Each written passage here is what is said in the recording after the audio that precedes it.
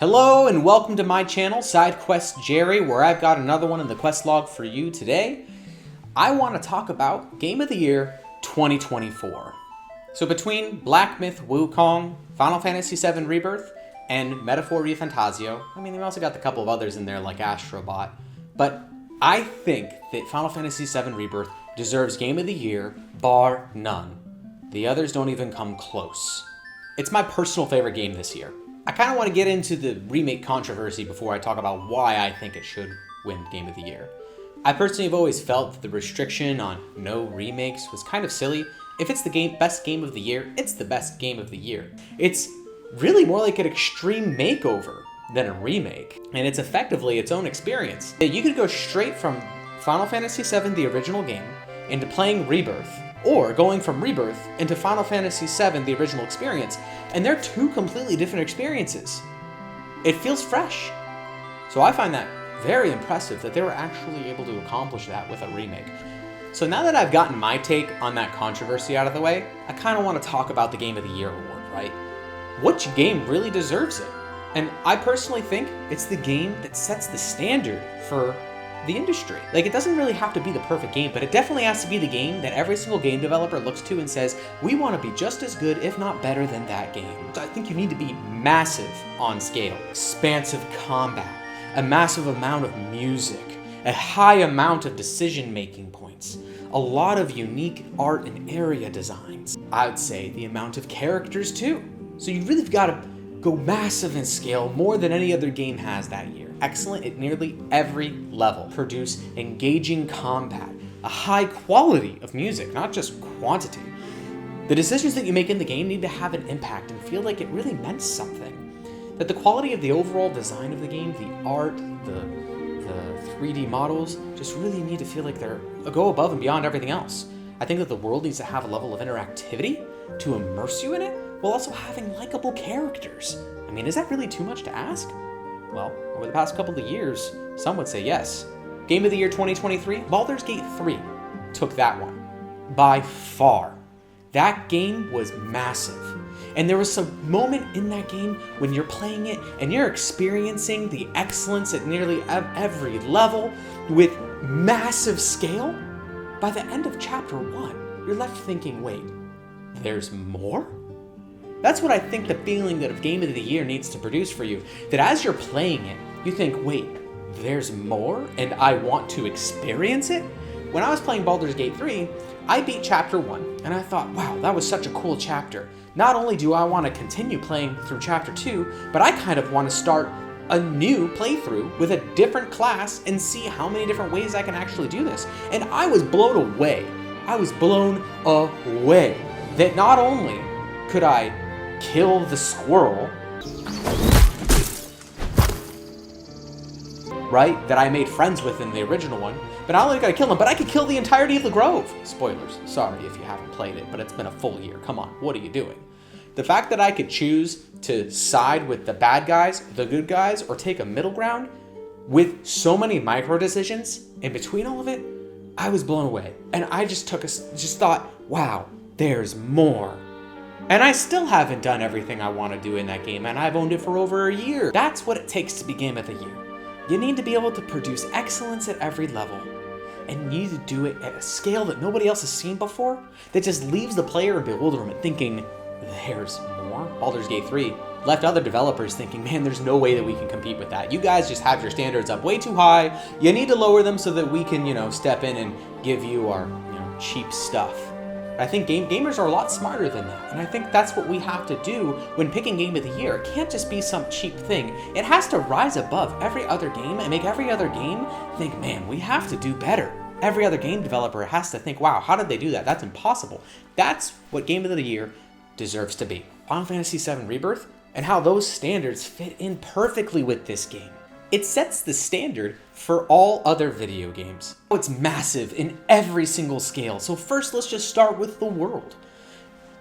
There's gonna be some minor spoilers here, so please don't get upset at me. The game's been out for 8 months. What are you doing? Go play it. But I am gonna describe a bit about the world. It's more impressive than it is spoilery. So first I wanna say there are 7 regions in this game. 7. And they're huge. To put it into perspective for you, there's about 55 square miles of area to explore, and if you can't really get a gauge or a feel on just how big that is, think of a football field, right? How long it takes you to move from point A to point B, from one side to the other. 55 square miles is 25,000 football fields. Put that into the context of this video game. Final Fantasy VII Rebirth is 25,000 football fields big. And what's nuts is, there's meaningful content in each area.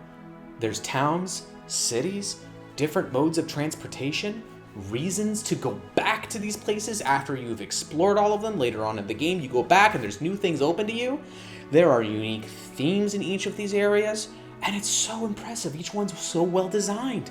Like, they're fun to navigate. They're beautiful to look at. I mean, there are some exceptions, because to be frank, there are some frustrating elements to the exploration. You might be thinking, oh look, there's this ledge over there, but how exactly do I get there? I kind of have to get on a chocobo and hop on some plant to be bounced to the other side. It can get a little weird navigating that area, but I think the frustration mostly comes from gamers playing games that let them go from point A to point B with a little marker on there, and you've kind of been trained to not explore, and it gets frustrating when you can't just go from point A to point B. So I think there's some beauty in that element of design to say, hey, not every area is point A to point B, and it's not so easy to navigate. I think it really adds to the world building element. It kind of communicates the struggle of the party, where it's like, well, it's not always easy to get from point A to point B, so being able to experience that frustration kind of helps with the world immersion, in my opinion. Now let's go on to the music. There are over 400 songs in this game. I'm not kidding. It is huge. There are 8 CDs for this thing. Some songs are only played even once or twice in an entire playthrough. You might not even hear every song in your first playthrough. And all of these songs come in a wide variety of genres. You have orchestra, you have rock, you have a mix of the two. And really, my favorite part of the soundtrack is the dynamic battle music.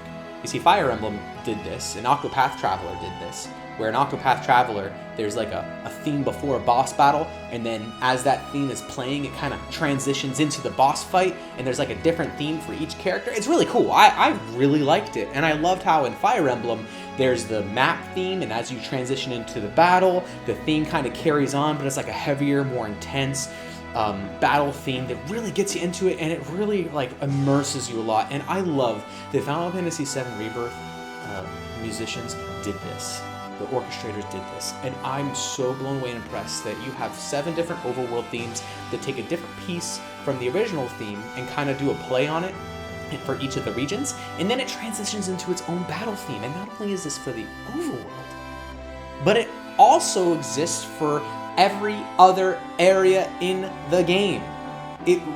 It doesn't feel jarring. It feels like battles are smooth, and it kind of really helps you get into the mood for the fight. And I just love that about the music. I am so blown away by this soundtrack. A lot of these songs you can only hear in some mini games, in side quests, which there are a ton. There's so many. Like I was saying earlier, when the world has not only all of this music, but a lot to explore, but there are side quests that give you new and interesting insights to the characters, that even create mini games in the middle of the side quest or at the end of the side quest that you can repeat after. For example, there's Chocobo Racing and their trading card game Queen's Blood. Queen's Blood's really fun, and the Chocobo Racing is really cool, and both of them have their own side quests and quest lines. So not only do you have these massive mini games that are a game in the game, but then you have like mini games like Frog Guys, where you kind of recreate the party game experience, where it's somewhat frustrating but kind of fun to navigate. Like, come on, like, I can't believe that we can see these kind of mini games, and then the characters in the game are interacting together to create like a bond, not only between them, but for me as the game player, to see them like, wow, these people are really cool. I actually care about these characters. Combat. So I care about these characters when they go into combat, but the combat is incredibly impressive because what it gives you is a highly customizable experience. So first question it asks you, would you like to have a more action-oriented gameplay, or would you like to engage this on a turn-based system? It does both. Why can't every game do that? Like, it's so cool. Like, when Remake first came out and we got to experience this new type of ATB battle system, no other game had ever done this before. And now there's game after game after game that's kind of copying the system because it works and it's brilliant. So the cool part about the customization of this combat system, you could go the action-oriented route, where you can assign your buttons to each different thing and say, okay, if I hold R1 and press O, I'll do focus thrust, right? And then I can press square to do and go into braver. Or you can opt for the turn-based option, where you just press X and you kind of take your time and you really think about what you want to do next, and you can just take it really slow. That's something I like to do after a long day at work. I would just sit back and take the game slow and really engage it at my pace. But sometimes if I just had like a cup of coffee, I'm like, no, I want to hammer these guys and just destroy them. So I think the combat's really cool that it gives you those interesting points of interaction. There are fun and interesting options in the gameplay mechanics.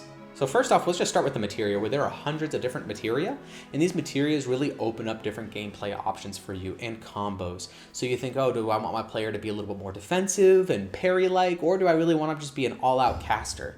And it goes deeper than that. There are like really fun combos that you could discover on your own. Again, I don't want to spoil, but as you play through the game and do the side content or main content, you can unlock cool and interesting new materia that makes combat a lot more engaging and interesting, and it just feels like it all works together in this beautiful combo, because you also have weapon abilities and synergy abilities and limit breaks, and the list goes on of all these different ways that you can utilize the combat systems and the combat mechanics to make the game not just easier, but more fun. It really feels like your party matters. These characters are unique. Each one of them brings something else to the table, and you can build them out however you want. They have a flexibility to them while also maintaining their own identity. But the best part about all of this is that even after you beat this game on normal mode, you get to go straight into hard mode, where it really tests your mettle and says, hey, did you actually play this game? And hard mode makes you realize, wow, I did not actually play this game. I had no idea that these other combos existed. I had no idea that synergy abilities existed. And you're able to take these new mechanics and use them and utilize them to beat the bosses. And there are some fights that you cannot beat without actually utilizing these mechanics. So being able to take this into hard mode and then go into the end game challenges. There were some particular end game challenges that took me 4 hours to beat. To sit down and say, well, how do I strategize? What's the right equipment? What do I need to do to actually beat these really tough battles? After I did it, it felt good, but man, it didn't feel good, and it was just such a weird feeling of conflict, but I did it, and I'm happy I did it. And I was like, well, let me go online and look at how other people were doing it. Man, there were people using some crazy strategies, let me tell you. And when I saw them do those strategies, they were able to beat these things in minutes. And that's how you know a combat system is good, is because if you sit down and you can be creative and find solutions and then execute those solutions, you know that they have something great. And I am so impressed with that combat. The writing in this game is top notch. Now, I admit, it's not perfect. There are some mistakes here and there, and some moments where I say that doesn't really make sense. But you know, I am willing to suspend my disbelief for 5% of the game. 95% is incredible, but there's that 5% where I'm like, huh? But I'm willing to take a step back and say, you know what? I trust the writers, because the other 95% is so good, but I'm going to take this 5% and really let's engage this here and start thinking and theorizing about what's going on, because, you know, there is a third game coming out, and in this third game, I think they're going to tie up all these loose ends, and we're going to take a step back and say, wow, that was some incredible writing. But set the story aside, the relatability of the characters is so impressive. The writers really, they were writing real people. They knew who these characters were. They knew exactly how they wanted them to go. And it's just so impressive. Not only do they write good characters, but good interactions between the characters. So there's this one particular chapter. Again, I'm not spoiling the game for you, but there's an ending to one of the chapters where 2 of the characters had a huge conflict. And it was because one character couldn't overcome something in their past. And the other character was angry at them and couldn't understand why they had all this conflict in them. But this character took a step back and said, you know what? I forgive this guy. I forgive this person for their fault. And not only do I forgive them, but I want to walk with them. I want to help them navigate their troubles. And that person, when they forgave them and they were right there with the character who was going through all these problems, he said, oh, thank you. You know, I want to be there for you too. I just don't know how. To see that kind of growth and that kind of relationship develop between 2 characters just doesn't happen in Hollywood anymore. These kind of deep, meaningful relationships are kind of thrown out for like cheap drama right? I think like 90210 or CW type TV shows where it's just like they just want to get the cheap love triangle, get that drama, you get the girl, and then it's all over, right? But I really felt like this scene encapsulates what I love so much about the writing between the characters in this game, is that the writers wanted to go further and deeper than just shallow, cheap tricks. And I really appreciate that.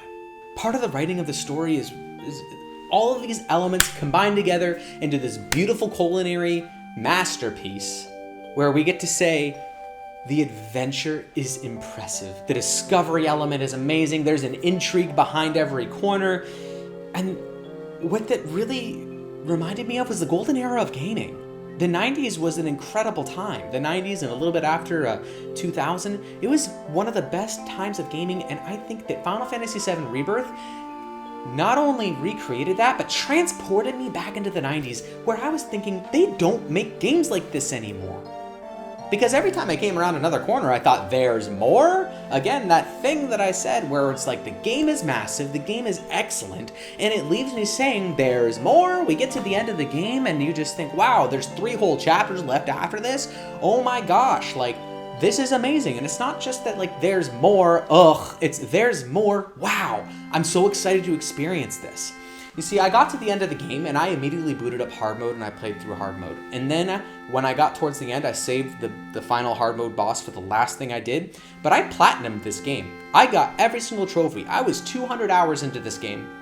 And when I got to the very end and the credits rolled on hard mode, I took a step back and I thought, it's gonna take everything in me to not start new game and do a third playthrough.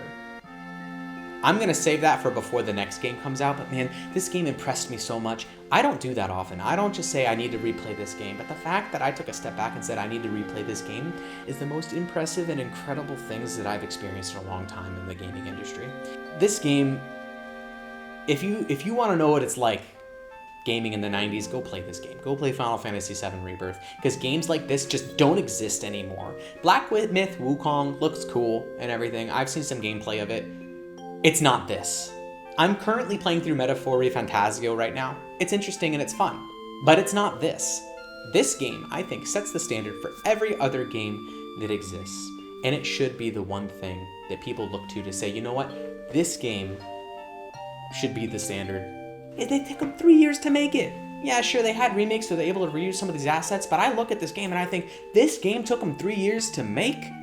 That is a marvel in of itself. Final Fantasy Rebirth deserves Game of the Year 2025 because it sets the standard for every other game in the industry, and this thing, well, if you want to be transported to another world, pick it up and play it. It gets my Golden Chocobo Award, 10 out of 10. Go play it. Thanks for watching. Like this video, share it with a friend, tell me what you think in the comments below.